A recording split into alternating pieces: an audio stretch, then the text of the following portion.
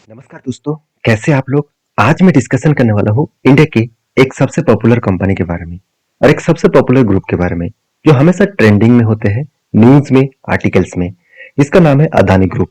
और अदानी ग्रुप की तरफ से आज मैं जिस कंपनी के बारे में चर्चा करूंगा उसका नाम है अदानी पोर्ट्स। तो अदानी पोर्ट्स इंडिया के एक लार्जेस्ट पोर्ट्स है और इस कंपनी के ऊपर आज मैं डिटेल्स में चर्चा करूंगा क्योंकि हमेशा मैं आपको बार बार बोलता हूँ अदानी ग्रुप एक ऐसे ग्रुप है, आपको हमेशा पंप्स एंड डंप करके रिटेल पब्लिक जो है वो उसको फंसाया जाता है। आज आज वो मैं आपको प्रूव करके भी दिखाऊंगा कि किस तरीके से एक हफ्ते पहले एक खराब न्यूज लेके आए अदानी ग्रुप के ऊपर और बिग फॉल देखने को मिला और एक हफ्ते के अंदर वो सारे फॉल को रिकवरी कर दिया। तो क्या पब्लिक जो था उसको बर्बाद कर दिए और जो बड़े बड़े इन्वेस्टर था वो उसको फायदा उठा लिए। मैं एक बार चार्ट को भी ऊपर लेके जाता हूँ, आप खुद ही देख सकते हैं किस तरीके से। देखिए यहाँ पे एक न्यूज के कारण बिग क्रैश हुआ था, उसके बाद कितना शानदार तरीके से सिर्फ एक हफ्ते के अंदर अंदर उसको रिकवरी भी किया है। और इंटरेस्टिंग पॉइंट देखेंगे कि देखिए इतने दिनों में जो काम हो रहा था उसमें कोई वॉल्यूम ही नहीं था, मतलब इतने दिनों में कोई काम करने के लिए तैयार ही नहीं थे। जब भी करेक्शन हुआ आप देखेंगे तो उसके बाद देखिए वॉल्यूम देखिए, तो आपको लग रहा होगा कि ये जो फर्स्ट दिन कैंडल जो गिर रहा था, फर्स्ट दिन जो गैप डाउन में ओपन हुआ तो वो तो रेड कैंडल है सर, तो वो तो गिरावट के कारण मतलब एक नेगेटिव साइन है। बिल्कुल नहीं। जब कोई भी कैंडल इस तरीके से बने इसको कहा जाता है हैमर कैंडल। तो हैमर कैंडल का मतलब होता है कि ट्रेंडिंग अप है, मतलब सेलर जो सेल करना चाहते थे वो सेलर कर नहीं पाए, बायर इतना ज्यादा एक्टिव है कि उसको ऊपर लेके गए। तो हाँ, सेलिंग स्टार्ट हुआ था पहले इसीलिए सेलिंग कैंडल बना था। तो इसके बाद देखिए कंटिन्यूअसली हाई वॉल्यूम के साथ ग्रीन कैंडल बने और प्रीवियस लेवल तक गए और इसी का फायदा मैंने किस तरीके से उठाया वो मैं आपके साथ शेयर करूंगा।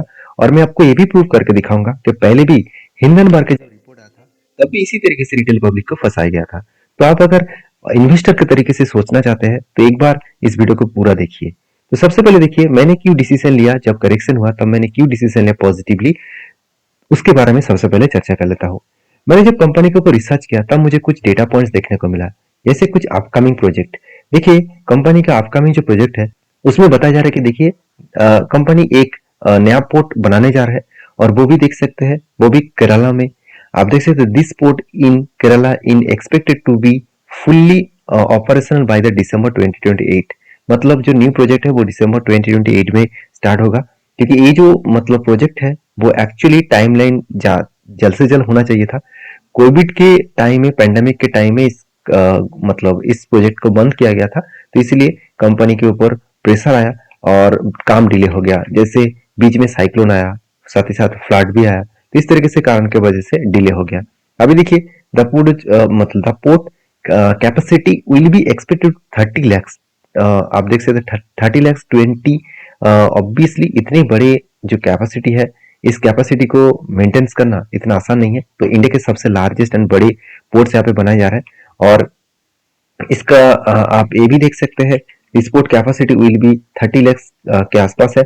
और अभी देखिए ये बताया जा रहा है कि द पोर्ट्स रेवेन्यू प्रोजेक्ट, मतलब स्पोर्ट से जो रेवेन्यू आने वाला है वो 54,700 करोड़ के आसपास है। अभी देखिए कंपनी का मार्केट कैप कितना है। अदानी, अगर अदानी पोर्ट्स के मार्केट कैप के बारे में बात करूं तो करीबन 2,78,000 करोड़। और इसी मार्केट कैप के हिसाब से टोटल कंपनी का इनकम कितना हुआ, 8,000 करोड़। तो उस हिसाब से देखा है तो कंपनी में 54,000 से लेकर 2,15,000 तक करोड़ का टोटल अगर रेवेन्यू बने तो सोचिए कितना कंपनी का प्रॉफिट अर्निंग होने वाला है। और ये जो प्रोजेक्ट है वो 36 ईयर तक ऑब्वियसली लीज भी लिया जाएगा। और यहाँ पे बताया जा रहा है कि the government revenue share will be increase from 6,300 से लेकर 35,000 करोड़ तक। मतलब सीधा सीधा कहूँ कि कंपनी हर दिशा से यहाँ पे पॉजिटिवली काम कर रहा है। और भी देखिए एक मतलब नया टर्मिनल का प्रोजेक्ट भी कंपनी को मिला, जो प्रोजेक्ट आप देख सकते हैं Adani port is planning to invest $1.2 billion in new जो मतलब ट्रांसमिट है और मतलब थर्मल्स का सॉरी टनल का, उसके प्रोजेक्ट भी कंपनी करने जा रहा है। तो इसके लिए एक बहुत बड़ा अनाउंसमेंट भी कंपनी कैपेक्स को अनाउंसमेंट कर चुके हैं। साथ ही साथ ये भी देखा जाए तो कंपनी ये भी बता रहा है कि Gautam Adani is planning to build ships and जो मंदर पोर्ट्स है, तो मंदर पोर्ट में वो शिप भी बनाने जा रहा है। और India could become a reliable, जो मतलब खुद का जो प्रोजेक्ट है वो मेजर मैन्युफैक्चरिंग जो है वो बेसिकली चाइना से आ रहा था, साउथ कोरिया से आ रहा था, जापान से आ रहा था, तो उसको बंद करके खुद अब बनाने वाला है। 2028 के अंदर अंदर ये काम स्टार्ट हो जाएगा। तो सीधा सीधा कहूँ कि कंपनी नया नया प्रोजेक्ट भी कर रहा है और नया नया प्रोजेक्ट के ऊपर कंपनी बहुत तेजी से काम भी कर रहा है। और इसी हिसाब से अगर मैं कंपनी के कैपेक्स के बारे में बात करूँ, तो अदानी पोर्ट स्पेशल इकोनॉमिक जो जोन कंपनी है, प्लानिंग टू स्पेंड 80,000 करोड़, वो भी कैपेक्स एक्सपेंडिचर करने वाले हैं 4 से 5 साल के अंदर अंदर। तो सोचिए कंपनी जब प्रोजेक्ट के ऊपर अनाउंसमेंट कर रहा है, साथ ही साथ नया नया काम भी ऑनगोइंग है। जो काम खत्म होने के बाद कंपनी के रेवेन्यू 50,000 से अराउंड 1 लाख के ऊपर जाने वाला है। तो सोचिए कंपनी में कितना ग्रोथ आने वाला है। साथ ही साथ ये भी बताया जा रहा है कि वो जो कैपेक्स है वो डबल होने वाला है, और वो भी कार्गो जो मतलब हैंडलिंग है उसके ऊपर वॉल्यूम 1 बिलियन टन बाई 2030। मतलब जितने सारे शिप आएगा, जितने सारे कार्गो आएगा, उस सारे कार्गो को मतलब ट्रांसपोर्टेशन करने के लिए जो पोर्ट की जरूरत है, उस पोर्ट्स में कंपनी बता रहा है कि 2030 तक 1 बिलियन टन का टोटल कैपेसिटी यहाँ पे बढ़ाने वाले हैं। तो कंपनी का सीधा सीधा कहूँ, कंपनी में इसी ग्रोथ के कारण में पॉजिटिव था, और इसी कारण की वजह से मैंने यहाँ पे पॉजिटिव डिसीजन लिया। तो मैंने कौन सा टेक्निकल स्ट्रेटजीज को यूज किया, मैं अभी आपको बताऊंगा, मैं आपको सिखाऊंगा। तो उसके लिए बने रहिए, और वीडियो अच्छा लग रहा है तो प्लीज एक लाइक करिए। आप लाइक नहीं करते हैं, क्योंकि इतना मेहनत करने के बाद आपको लाइक ना मिलने में डीमोटिवेट भी हो जाता हूं मैं। तो प्लीज लाइक करिए, अगर अच्छा लगे तो ही लाइक करिए। अभी देखिए इस कंपनी के कुछ फाइनेंशियल डिटेल्स भी देख लेते हैं। जैसे कंपनी का मार्केट कैप बहुत बढ़िया है, वैल्यूएशन भी एकदम आपको बराबर लगेगा, ठीक ठाक ही है। आरओसी आरओवी एवरेजली देखा है तो ठीक है। इनकम जबरदस्त है। मानता हूँ कंपनी के पास कर्जा है, इस कर्जे को देखकर बहुत सारे लोग चौंक भी जाएंगे कि सर 2 लाख करोड़ का market cap, sorry 2.5 lakh crore का मार्केट कैप, उसके अगेंस्ट में 50,000 करोड़ का डेप्थ, तो थोड़ा सा ज्यादा हो गया ना। बिल्कुल नहीं। अगर मैं आपको बता दूं कि कंपनी का जितना कर्जा है उतना ही कंपनी के पास रिजर्व है, उससे भी ज्यादा रिजर्व है, उससे भी ज्यादा फिक्स्ड एसेट है। तो आप कहेंगे सर इस रिजर्व क्या वो यूज कर सकते हैं? बिल्कुल। आपका अगर एसेट है, कल अगर कोई भी बैंक से आप लोन लिया है, तो अगर आप लोन नहीं मिटा पाएंगे तो उस एसेट को बेचकर भी तो आप लोन मिटा सकते हैं ना। तो सीधा सीधा कहूँ, ये भी कंपनी के लिए एक एसेट है, जो कंपनी के रिजर्व है, जो फिक्स्ड एसेट है, उस पैसे से वो इजीली उसको लोन मिटा पाएंगे। जब हिंडनबर्ग की रिपोर्ट आया था, तब रिपोर्ट में पब्लिश किया गया था कि अदानी ग्रुप ने इतना ज्यादा लोन ले लिया, वो लोन मिटा नहीं पाएंगे। तो गौतम अदानी जी ने पब्लिकली मतलब न्यूज में अनाउंस किया कि मेरे पास एसेट है, अगर कोई भी दिक्कत है तो एसेट को बेचकर मैं लोन मिटा दूंगा। तो ऐसे नहीं कि मैं कोई गलत काम कर रहा हूँ। तो मेरे हिसाब से भी सही लगा, ठीक ही तो बात है। तो उसके बाद देखिए क्वार्टरली जब रिजल्ट चेक किया तो मैं शॉक हो गया कि कंपनी हर टाइम्स कंपनी खुद को अलग लेवल में मेंटेन कर रहा है। मानता हूँ पिछले क्वार्टर्स को बीट नहीं कर पाया, फिर भी पिछले साल के तुलना से अच्छा खासा परफॉर्मेंस हुआ। एक्सपेंस को मिटाने के बाद नेट प्रॉफिट भी देखा जाए तो 1,000 से लेकर 1,700 करोड़, मतलब फिर से 1,700 करोड़, और इस बार देखिए 2,400 करोड़। मतलब प्रॉफिट में कोई भी कमियां नहीं है।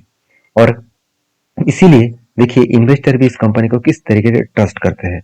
हम लोग माल बेचने के लिए सोचते हैं, और इंस्टीट्यूशन देखिए वही जगह पे वो माल उठाने के लिए पूरा का पूरा तैयार है, और खुद एडिंग भी किया है। एफएस के पास 15.19% होल्डिंग था, अभी 15.22%। अभी देखिए डीएस के पास 12.48 था, अभी 13.26। तो ओवरऑल बात किया जाए तो इंस्टीट्यूशन माल खरीद रहे हैं, पब्लिक माल बेच रहे हैं। यही गलती पब्लिक ने कर दिया। तो देखिए मैं भी एक आप जैसे ही एक मैं पब्लिक हूँ, एक रिटेल इन्वेस्टर हूँ, फिर भी मैं हमेशा सोचता हूँ कि इंस्टीट्यूशन किस तरीके से काम करते हैं उसको फॉलो कर पाए। तो ओवरऑल अगर मैं इसको 1 मंथ के चार्ट पैटर्न के हिसाब से देखूँ, तो आप सीधा सीधा देखेंगे कि कंपनी का ट्रेंडिंग ऐसे ही है, पहले भी ऐसे ही था। देखिए कोविड के बाद ऊपर गया, एक जगह पे वो होल्ड किया, फिर से बाउंस किया, फिर से नीचे आया, मतलब इस जगह पे कुछ टाइम ऑफ पीरियड में होल्ड करेगा, फिर से ब्रेक करेगा तो एक बड़ा धमाका हो सकते हैं। देखिए ये नहीं कहूंगा कि वो रॉकेट बनेगा, जल्द से जल्द बनेगा, जल्द से जल्द रिटर्न देगा, ऐसे बिल्कुल नहीं। कंपनी में स्टेबिलिटी है, स्ट्रेंथ है, उसको आगे बढ़ने में थोड़ा सा टाइम लग सकता है, मगर ट्रेंडिंग है तो वो आगे बढ़ेगा ही। शायद इसीलिए पिछले दिनों में कंपनी 52 सॉरी मतलब जो टॉप टॉप 10 कंपनी है, टॉप 10 गेनर कंपनी है, इसके अंदर इसका नाम देखने को मिला। अभी चलो मैंने इस कंपनी के ऊपर किस तरीके से टेक्निकली डिसाइड किया, टेक्निकली काम किया, चलो वो मैं आपके साथ शेयर करता हूँ। देखिए जब चार्ट नीचे आ रहा था, तब मैंने देखा कि 200 डेज मूविंग एवरेज के नीचे आना स्टार्ट हो गया। अभी ध्यान से देखिएगा, जब 200 डेज मूविंग एवरेज के नीचे कैंडल बनना स्टार्ट हो गया, तब मैंने स्टडी किया कि आरएसआई का लाइन कहाँ पे है। अगर आरएसआई का लाइन 30 के नीचे गए तब मैं कुछ डिसीजन लेने वाला था। तो मैंने इंतजार किया यहाँ पे कि आरएसआई के नीचे कब आएगा।